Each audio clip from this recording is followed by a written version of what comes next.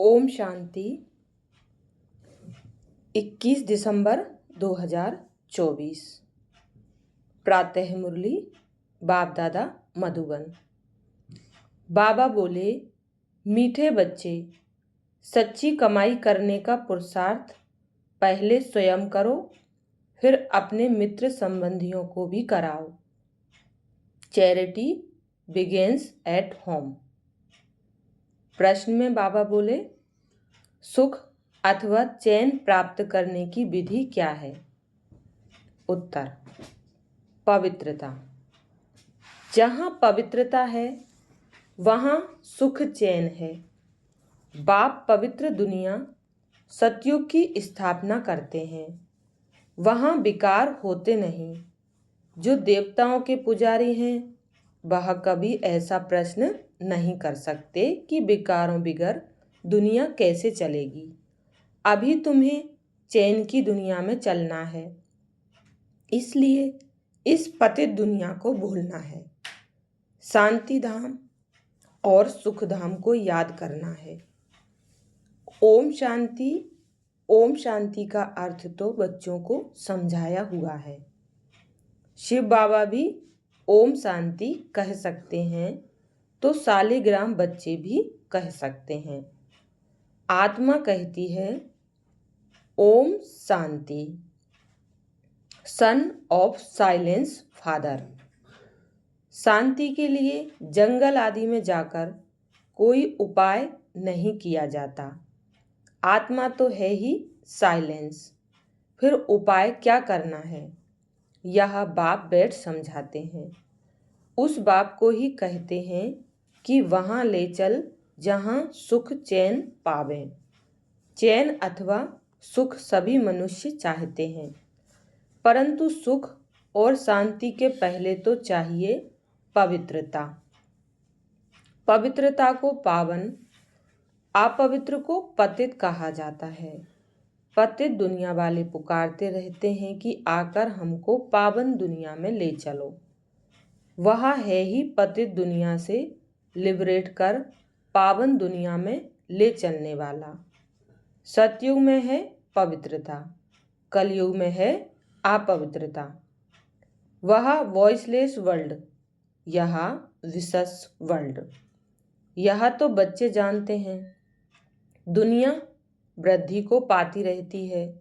सतयुग voiceless world है तो जरूर मनुष्य थोड़े होंगे।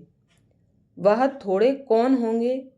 बरोबर सतयुग में देवी देवताओं का ही राज्य है। उसको ही चैन की दुनिया अथवा सुखधाम कहा जाता है। यह है दुखधाम। दुखधाम को बदल सुखधाम बनाने वाला एक ही परमपिता परमात्मा है। सुख का वर्षा जरूर बाप ही देंगे।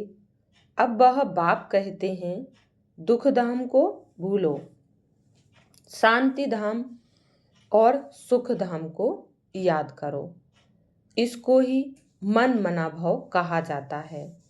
बाप आकर बच्चों को सुख धाम का साक्षात्कार कराते हैं। दुख धाम का विनाश कराए शांति धाम में ले जाते हैं। इस चक्र को समझना है। 84 जन्म लेने पड़ते हैं। जो पहले सुखधाम में आते हैं उन्हों के हैं 84 जन्म। सिर्फ इतनी बातें याद करने से भी बच्चे सुखधाम के मालिक बन सकते हैं। बाप कहते हैं बच्चे शांति धाम को याद करो और फिर वर्षे को अर्थात सुखधाम को याद करो। पहले पहले तुम शांति धाम में जाते हो तो अपने को शांति धाम ब्रह्मांड का मालिक समझो। चलते फिरते अपने को वहाँ के वासी समझेंगे तो यह दुनिया भूलती जाएगी। सतयुग है सुखधाम, परंतु सभी तो सतयुग में आ नहीं सकते। यह बातें समझेंगे ही वह जो देवताओं के पुजारी हैं। यह है सच्ची कमाई। जो सच्चा बाप सिखलाते हैं। बाकी सभी हैं झूठी कमाइयाँ। अविनाशी ज्ञान रत्नों की कमाई ही सच्ची कमाई कही जाती है। बाकी विनाश धन दौलत वह है बाकी विनाशी धन दौलत वह है झूठी कमाई। द्वापर से लेकर वह झूठी कमाई करते आए हैं। इस अविनाशी सच्ची कमाई की प्रारब्ध सतयुग से शुरू हो त्रेता में पूरी होती है, अर्थात आधा कल्प भोगते हो, फिर बाद में झूठी कमाई शुरू होती है, जिससे अल्पकाल क्षणभंगुर सुख मिलता है। यह अविनाशी ज्ञान रत्न ज्ञान सागर ही देते हैं। सच्ची कमाई सच्चा बाप कराते हैं। भारत सचखंड था, भारत ही अब झूठ खंड बना है, और खंडों को सचखंड झूठ खंड नहीं कहा जाता है। सचखंड बनाने वाला बादशाह ट्रूथ वह है। सच्चा है एक गॉड फादर, बाकी हैं झूठे फादर।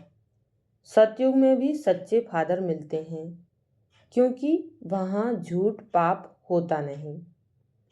यह है ही पाप आत्माओं की दुनिया, वह है पुण्य आत्माओं की दुनिया। तो अब इस सच्ची कमाई के लिए कितना पुरुषार्थ करना चाहिए। जिन्होंने कल्प पहले कमाई की है वही करेंगे।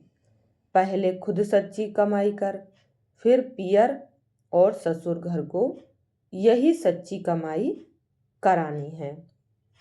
Charity begins at home. सर्वव्यापी के ज्ञान वाले भक्ति कर नहीं सकते। जब सभी भगवान के रूप हैं, फिर भक्ति किसकी करते हैं। तो इसी दुबन से निकालने में मेहनत करनी पड़ती है। सन्यासी लोग चैरिटी बिगिंस एट होम क्या करेंगे। पहले तो वह घर बार का समाचार सुनाते ही नहीं हैं। बोलो क्यों नहीं सुनाते हो, मालूम तो पड़ना चाहिए ना। बतलाने में क्या है, फलाने घर के थे, फिर सन्यास धारण किया। तुमसे पूछें तो तुम झट बतला सकते हो। सन्यासियों के फॉलोअर्स तो बहुत हैं। वह फिर अगर बैठ कहें कि भगवान एक है, तो सभी उनसे पूछेंगे तुमको किसने यह ज्ञान सुनाया। कहें बीके ने, तो सारा उनका धंधा ही खलास हो जाए। ऐसे कौन अपनी इज्जत गवाएगा, फिर कोई खाना भी ना दे। इसलिए सन्यासियों के लिए तो बहुत मुश्किल है। पहले तो अपने मित्र संबंधियों आदि को ज्ञान दे, सच्ची कमाई करानी पड़े, जिससे वे 21 जन्म सुख पावे। बात है बहुत सहज, परंतु ड्रामा में इतने शास्त्र मंदिर आदि बनने की भी नूंद है। पतित दुनिया में रहने वाले कहते हैं अब पावन दुनिया में ले चलो। सतयुग को 5000 वर्ष हुए, उन्होंने तो कलयुग की आयु ही लाखों वर्ष कह दी है। तो फिर मनुष्य कैसे समझें कि सुखधाम कहाँ है, कब होगा। वह तो कहते हैं महाप्रलय होती है, तब फिर सतयुग होता है। पहले पहले श्री कृष्ण अंगूठा चूसता सागर में पीपल के पत्ते पर आता है। अब कहाँ की बात कहाँ ले गए हैं।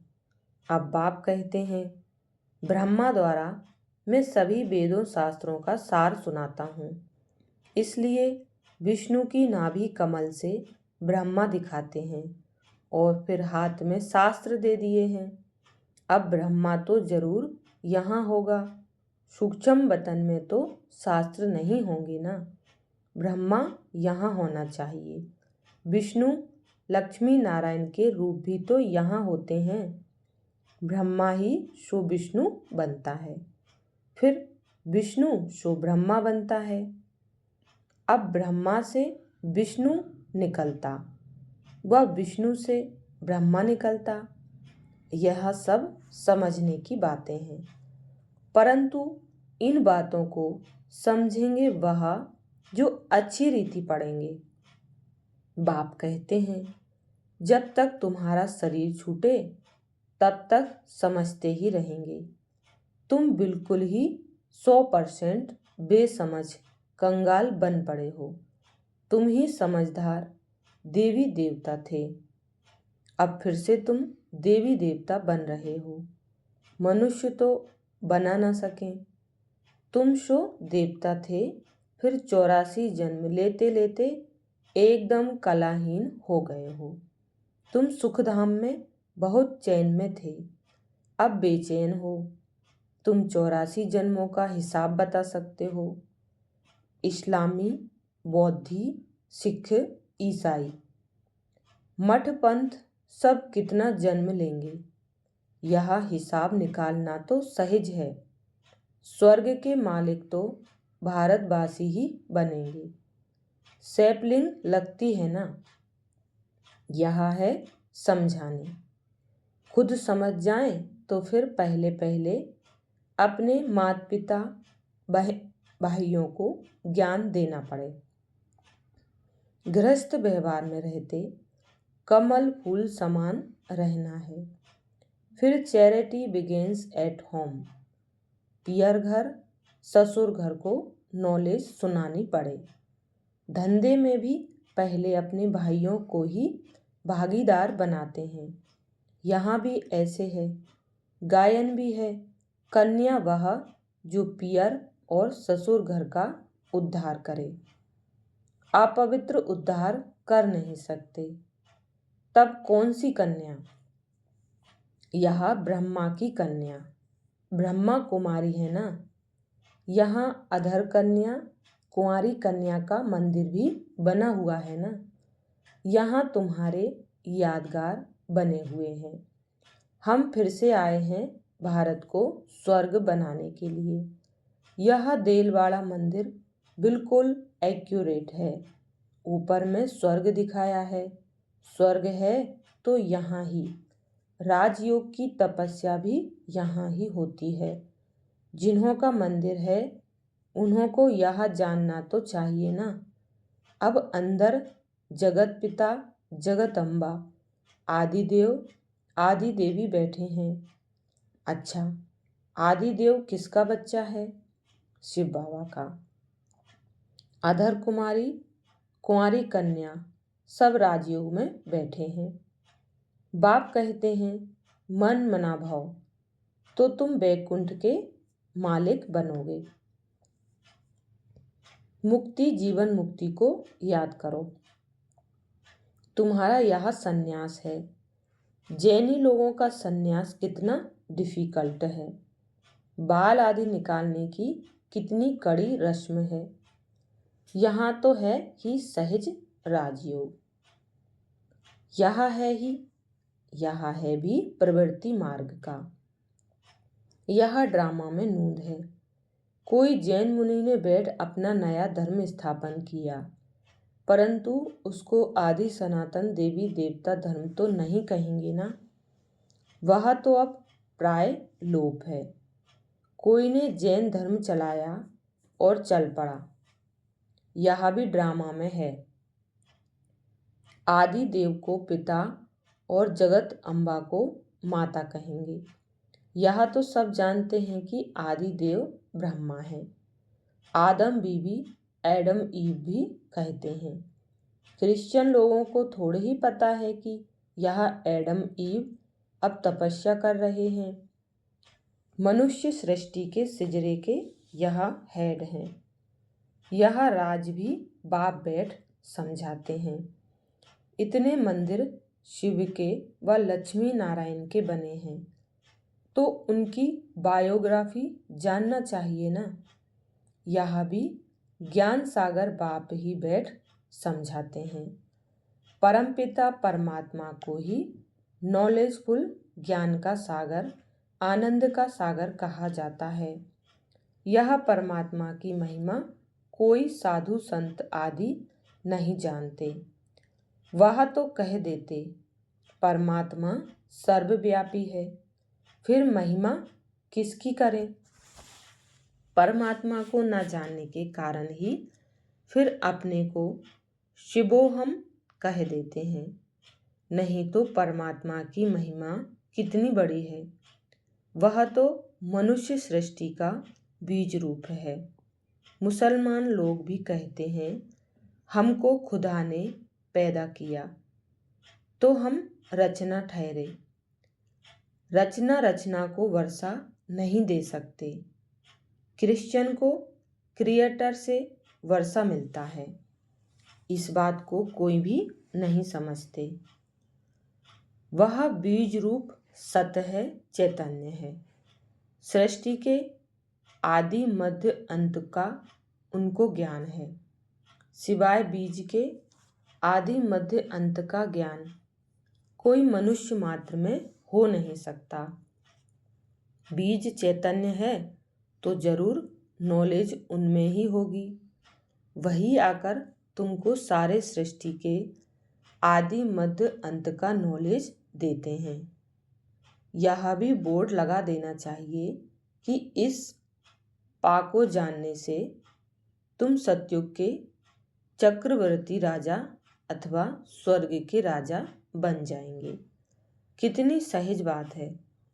बाप कहते हैं जब तक जीना है मुझे याद करना है। मैं खुद तुमको यह वशीकरण मंत्र देता हूँ। अब तुमको याद करना है बाप को। याद से ही विकर्म विनाश होंगे। यह स्वदर्शन चक्र फिरता रहे तो माया का सिर कट जाएगा। अब तुम्हारी आत्मा को पवित्र बनाकर ले जाएंगे। फिर तुम सतो प्रधान शरीर लेंगे। वहाँ विकार होता नहीं। कहते हैं विकार बिगर सृष्टि कैसे चलेगी? बोलो तुम शायद देवताओं के पुजारी नहीं हो। लक्ष्मी नारायण की तो महिमा गाते हैं, संपूर्ण निर्विकारी। जगदम्बा जगत पिता निर्विकारी हैं। राजयोग की तपस्या कर पति से पावन स्वर्ग के मालिक बने हैं। तपस्या करते ही हैं पुण्य आत्मा बनने के लिए। अच्छा, मीठे मीठे सिखिलदे बच्चों प्रति माता पिता बाप दादा का याद प्यार और गुड मॉर्निंग। रूहानी बाप की रूहानी बच्चों को नमस्ते। हम रूहानी बच्चों की रूहानी माता पिता बाप दादा को याद प्यार, गुड मॉर्निंग और नमस्ते। धारणा के लिए मुख्य सार। पहले पॉइंट, इस पुरानी दुनिया को बुद्धि से भुलाने के लिए चलते फिरते अपने को शांति धाम का वासी समझना है। शांति धाम और सुख धाम को याद कर सच्ची कमाई करनी है और दूसरों को भी करानी है। दूसरी पॉइंट है, राजयोग की तपस्या कर स्वयं को पुण्य आत्मा बनाना है। माया का सिर काटने के लिए स्वदर्शन चक्र सदा फिरता रहे। वरदान दिया बाबा ने, संपन्नता द्वारा सदा संतुष्टता का अनुभव करने वाले संपत्तिवान भव। संपन्नता द्वारा सदा संतुष्टता का अनुभव करने वाले संपत्तिवान भाव। डिटेल है, स्वराज्य की संपत्ति है ज्ञान, गुण और शक्तियाँ। जो इन सर्व संपत्तियों से संपन्न स्वराज्य अधिकारी हैं वह सदा संतुष्ट हैं। उनके पास अप्राप्ति का नाम निशान नहीं, हद के इच्छाओं की अविद्या। इसको कहा जाता है संपत्तिवान। वह सदा दाता होंगे, मांगता नहीं। वे अखंड सुख शांति में स्वराज्य के अधिकारी होते हैं। किसी भी प्रकार की परिस्थिति उनके अखंड शांति को खंडित नहीं कर सकती। स्लोगन है, ज्ञान नेत्र से तीनों कालों और तीनों लोकों को जानने वाले मास्टर नॉलेजफुल हैं। ओम शांति।